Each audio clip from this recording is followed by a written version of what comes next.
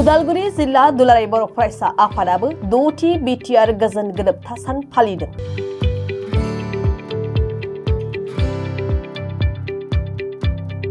आसामनि दाब दाब जिल्लायाव बिटिआर गोजोन गोरोबथा सानखौ फालिनाय बायदिनो उदालगुरि जिल्ला दुलाराय बर' फरायसा आफादाबो 6थि बिटिआर गोजोन गोरोबथा सानखौ फालिदों।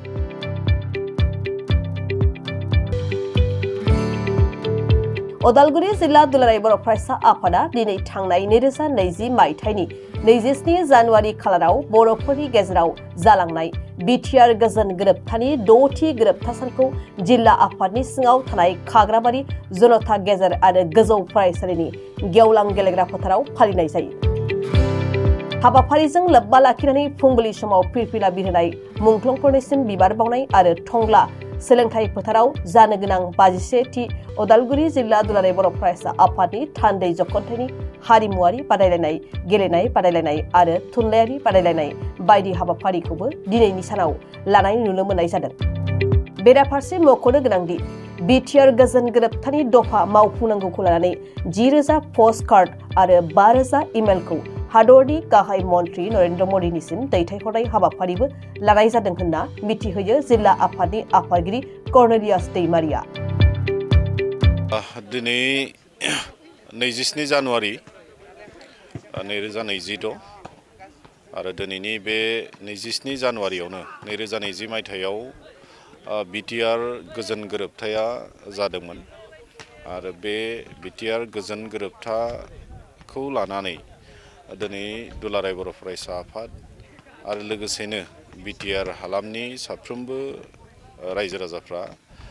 मोनसे हिस्ट्रिक डे हिसाबै बेखौ फालिनाय जादों। दुलाराय बर' फरायसा आफादा मिरुनाङै दिनैनि बे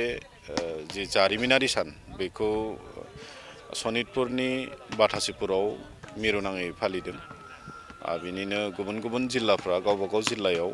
दिनैनि बे गोरोबथा सानखौ फालिनाय जादों। बे लेखायैनो उदालगुरि जिल्ला दुलाराय बर' फरायसा आफादाबो खाग्राबारि दखरानि सिङावनो थानाय नैबे जनता गेजेर आरो गोजौ फरायसालिनि लांगोनायाव बा गेलेग्रा फोथाराव बे गोथार सानखौ जों फालिदों। आरो बेजोंनो लोगोसे जों बेखौबो मख'नो नांगोन जे दुलाराय बर' फरायसा आफादनि 58थि बोसोरारि थान्दै जखन्थाया उदालगुरियावनो थानाय टंलानि जि सोलोंथाइ फोथाराव सानथामनि हाबाफारिजों खुंनो थाखाय लाहार फाहार खालामबाय थानाय जादों 5, 6 आरो 7 फेब्रुवारि 2026। दा बे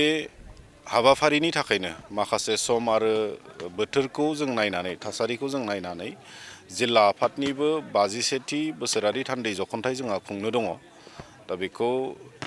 माखासे सम आरो थासारिखौ जों नोजोर होनानै दिनै बे बिटिआर एकर्ड फालिनायजों लोगोसे जोंनि बे 51थि बोसोरारि थान्दै जखन्थाइनि जिखिनि इभेन्ट्सफोर जेरै गेलेमु आयदा,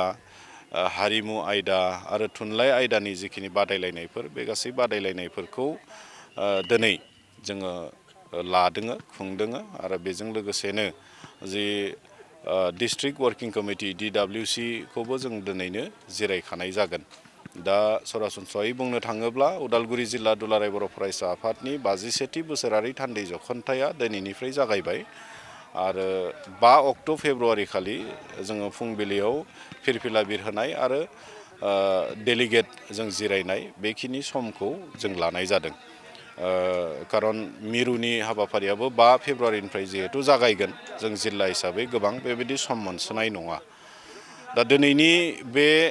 सानाव जि मोनसे हिस्ट्रिक डे 27 जानुवारि एकर्ड खालामनाय मोनसे सान थांनाय 2020 मायथाइयाव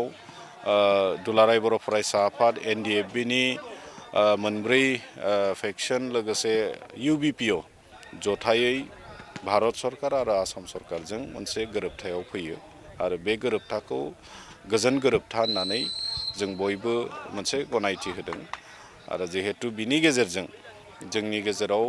खोब बेबायदि आन्दलन जुजिनाय बेफोरो फ्राय खमिफैदों। दा दिनै 6 बोसोर आगान होबाय दुखुनांथावै जों बेखौसो बुंनांगोन जे माखासे दफाफ्रा मावफुंजादोंब्लाबो